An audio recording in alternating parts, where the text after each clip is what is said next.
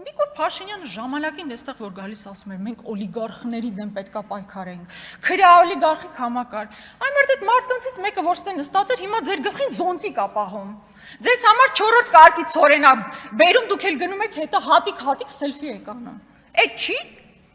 Կամ այն մյուս օլիգարխը հանրապետական, իր տղան հիմա ձեր մարզպետը չի։ Ես դրա հետ ինչ կապ ունեմ, դուք չեք նշանակել մարզպետ։ 21 թվականին այդ մարդը պատիվ ունեմի հանրապետականի շտաբի ղեկավարն է եղել, դուք եք նշանակել մարզպետ։ Կրկնում եմ, ես պաշտոն չեմ ունեցել։ Ես իշխանության մաս չեմ կազմել, իմ սկզբունքային դիրքորոշումն եմ հայտնել։ Դուք այն մարդիկ, ովքեր նախկինում իշխանական լծակները օգտագործել են,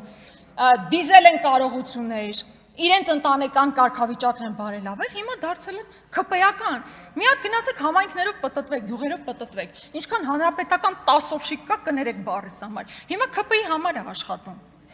Կարող է այդպես չի։ Իհարկե այդպես է։